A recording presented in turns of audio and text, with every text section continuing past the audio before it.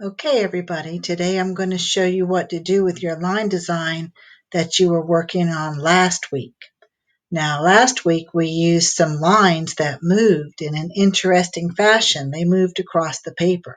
You can see I have some lines that go down and they swirl and they overlap each other. That was last week's lesson. The next thing you were supposed to do with your line design was at the intersections. Remember, the intersections are where one line crosses over another line. You were supposed to round out the corners with a black marker. And you can see I've started doing that on this one. And I've gotten a little further because on this next one I'm about to show you, I actually added my patterns. Remember, after you rounded out all the corners, you were supposed to add at least five different patterns that were interesting so that you would have more places to color. So today we're going to talk about color. I included a link to a color calculator.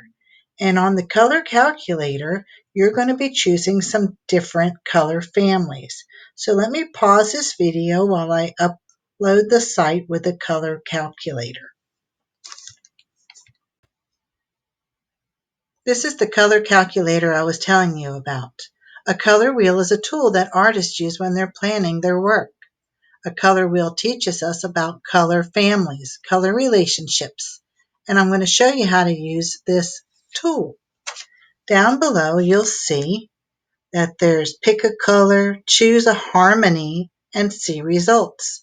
If you hover on these icons, they have different names. Those are the color family names: complementary, monochromatic, analogous, split complementary, triadic, and tetradic.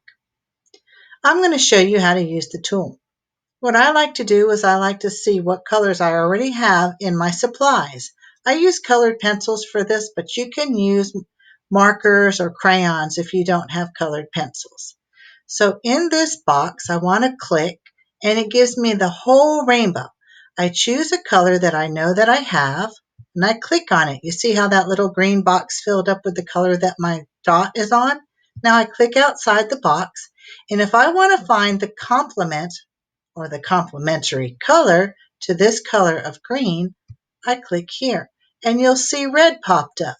If you scroll down just a little bit, you'll see your color palette right here.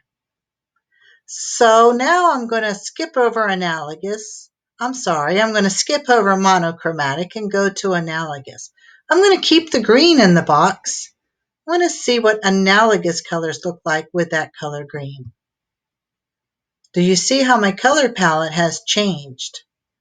Let's change the color in this box. If I want to change the color, I can do two things. I can hit clear all and start from the beginning, or I could have just changed the color in the box. I'll just stick with this blue, click outside the box.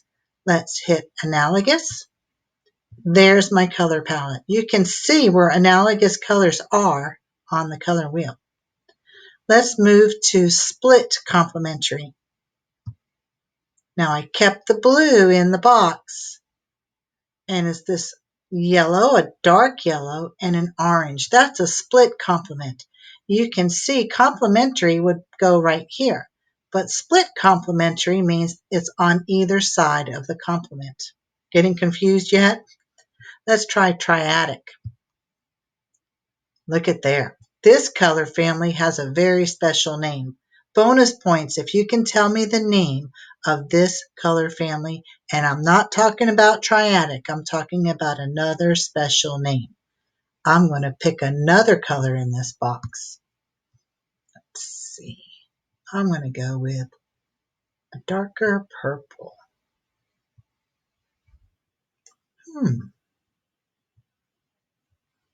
That would be... That's not a very pleasing color palette, is it? Let's try a different color.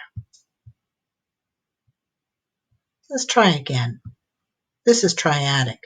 Much better. It's brighter. If you noticed, that when the dots are near the edge of the circle, they're fully saturated in color. But as they move in, and I will move this one in, you can see the colors get much paler, less saturated. Let's move all the way to the center. The colors just about all disappeared. Ooh.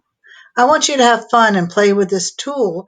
And as you're working with the tool and you find a color family that you like, I want you to do something that's called making a swatch. So I'm going to pause this video again and go full screen. Okay, let's get back to that word swatch that I used. A swatch is just a simple piece of paper where you have taken your colors that you liked and you made a little swatch of them. And you can see, maybe you can see, I wrote the words and it's coming out backwards. I don't know why it's coming out backwards. But anyway, this is the color families that I'm going to use on my artwork over here. So I'm going to take my color families, my color pencils, and I'm going to decide how am I going to color this section right here. Which of these colors am I going to use? So I would just very carefully choose a color and do my very, very best. Maybe I want to use 3 colors, the blue, the pink, and the yellow. That would be triadic. So maybe blue, pink, yellow, blue. And you can see I'm just planning my colors. Now I'm not going to let you sit here and watch me color. I just wanted you to be able to make yourself a swatch of colors. Look at that, it's coming out the right way this time. And I want you to color your artwork. So I'm going to show you one that I've already been working on. It has different color families in it. It looks a little bit different than my first because no line design is the same. Let me move my window out of the way. And let me turn this light off over here because it's very bright. There we go. So in this section right here, I used triadic. In this section right here, I used split complementary. And in this section, I used complementary. And right here, I also used complementary and another one with complementary. So when you're coloring, you don't have to color your entire piece of paper. You can if you want to, but it looks good if you leave some areas white so that your colors really pop off the page. Now, I believe I'm going to have a flip grid. That's if it worked last week. I'm not sure yet, but I'm going to attach a flip grid, and that's going to be the end of your lesson when you're done. You don't have to finish these in one day. You have a whole week to get it done, but remember to always just do your best. And then you'll be sharing your work on the flip grid. Okay, have fun, and I'll see you next week.